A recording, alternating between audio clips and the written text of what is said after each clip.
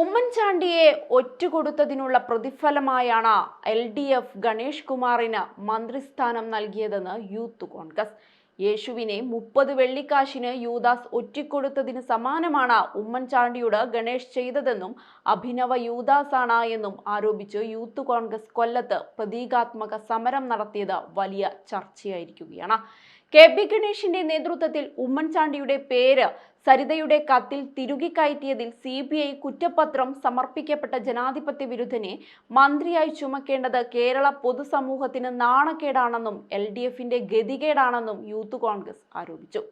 അതേസമയം രണ്ടാം പിണറായി മന്ത്രിസഭയിലെ പുതിയ അംഗങ്ങളായി സത്യപ്രതിജ്ഞ ചെയ്ത ശേഷം ആദ്യമായി പ്രതികരിച്ച് ഗണേഷ് കുമാറും കടന്നപ്പള്ളി രാമചന്ദ്രനും രംഗത്തു വന്നു. KSRTCയെ പ്രതിസന്ധികളിൽ നിന്ന് കരകയറ്റുമെന്ന് പറഞ്ഞ ഗണേഷ് കുമാർ പ്രതിപക്ഷ പ്രതിഷേധത്തെ ശക്തമായ ഭാഷയിൽ തള്ളിപ്പറഞ്ഞു. ഏത് വകുപ്പായാലും സത്യസന്ധമായി കൈകാര്യം ചെയ്യുമെന്നായിരുന്നു മന്ത്രി കടന്നപ്പള്ളി രാമചന്ദ്രന്റെ പ്രതികരണം. KSRTCയെ ലാഭത്തിലാക്കാനായില്ലെങ്കിലും ഇപ്പോഴുള്ള അപകടാവസ്ഥയിൽ നിന്ന് കരകയറ്റാനുള്ള പരമാവധി ശ്രമം ഉണ്ടാകുമെന്ന് മന്ത്രി ഗണേഷ് കുമാർ പ്രഖ്യാപിച്ചു. അതിന് കഴിയുമെന്ന നല്ല പ്രതീക്ഷയുമുണ്ട്. തൊഴിലാളികളും യൂണിയനുകളും സഹകരിക്കുമെന്നാണ് പ്രതീക്ഷ.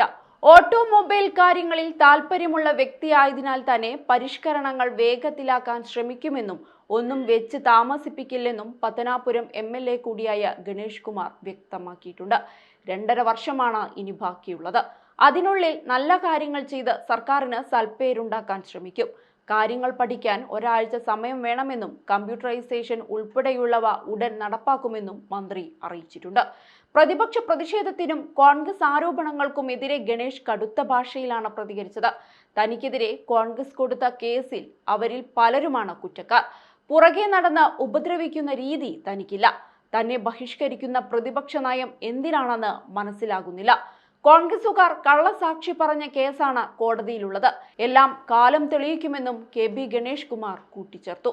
കഴിഞ്ഞ ദിവസമാണ് രാജ്ഭവനിൽ നടന്ന ചടങ്ങിൽ കേരള കോൺഗ്രസ് B നേതാവായ KB ഗണേഷ് കുമാറും കോൺഗ്രസ് S നേതാവായ കടന്നപ്പള്ളി രാമചന്ദ്രനും ഇടതുപക്ഷ സർക്കാരിൽ അംഗങ്ങളായത്. ഇരുവരും മന്ത്രിയാവുന്നത് ഇതാദ്യമല്ല. ആന്റണി രാജു കൈകാര്യം ചെയ്തിരുന്ന ഗതാഗത വകുപ്പ് ഗണേഷ് കുമാറിനും അഹമ്മദ് ദേവർകോവിൽ ചുമതല നിർവഹിച്ചിരുന്ന രജിസ്ട്രേഷൻ, പുരാവസ്തു, മ്യൂസിയം വകുപ്പുകൾ കടന്നപ്പള്ളിക്കും നൽകാനാണ് മുന്നണി തീരുമാനം.